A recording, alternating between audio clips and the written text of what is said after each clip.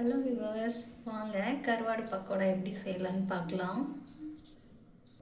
இந்த பக்கோடாவுக்கு கோட்டிங்காக கொஞ்சம் அரிசி மாவு 1 ஸ்பூன் போட்டுக்கிறேங்க.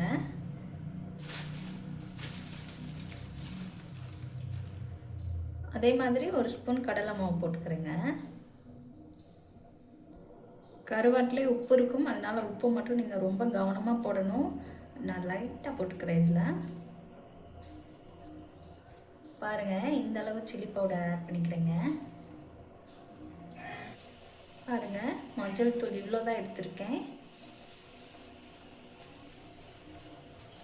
ஃபஸ்ட்டு இதை ட்ரையாக மிக்ஸ் பண்ணிக்கலாங்க. எல்லா சைடும் நல்லா படுற மாதிரி.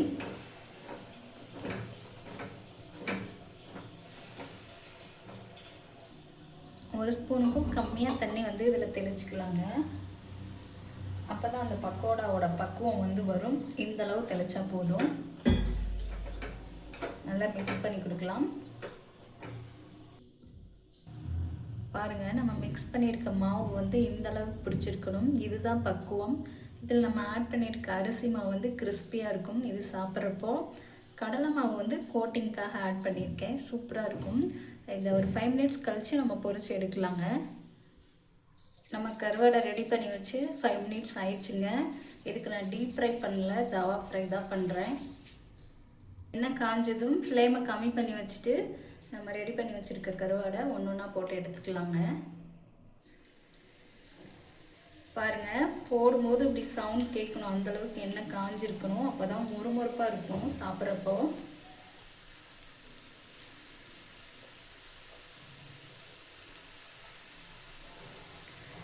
இவங்களோட ஃப்ரெண்டு கருவாடு கொடுத்து விட்டாங்க. அதனால ஒரு டைம் ட்ரை பண்ணலாம் கருவாடு வச்சு அப்படின்னு சொல்லிட்டு ட்ரை பண்ணுறோம்.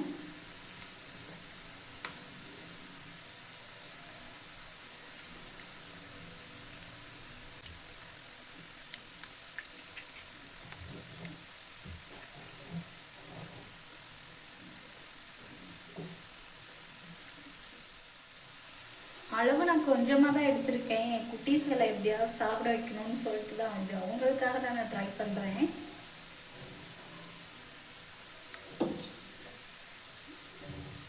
கருவாடை நம்ம போட்டுட்டு ஒரு 2 மினிட்ஸ் கழிச்சு திருப்பி விடலாங்க. அப்போ தான் தவாவில் ஒட்டாமல் நீட்டாக வரும். 2 மினிட்ஸ் ஆயிடுச்சுங்க. பொறுமையாக பேக் சைட் திருப்பி விட்டுக்கலாம். இதில் ஒன்றா பொறுமையாக திருப்பணும், அதுதான் வேலையும்.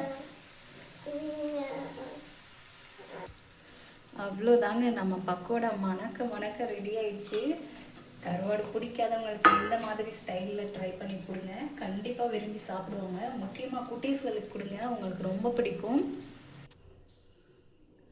பக்கோடா ரெடி பாருங்கள். இந்த மாதிரி பக்குவமாக செஞ்சு கொடுங்க. பாருங்கள், இப்படி பண்ணால் இப்படி சவுண்ட் கேட்கணும். இதுதான் பக்குவம். அப்போ தான் நம்ம சாப்பிடும்போது க்ரன்ச்சியாக உள்ளுக்க சூப்பராக இருக்கும். ட்ரை பண்ணி பார்த்துட்டு எப்படி இருக்குன்னு கமெண்ட் பாக்ஸில் சொல்லுங்கள். நெக்ஸ்ட் வீடியோவில் பார்க்கலாம்.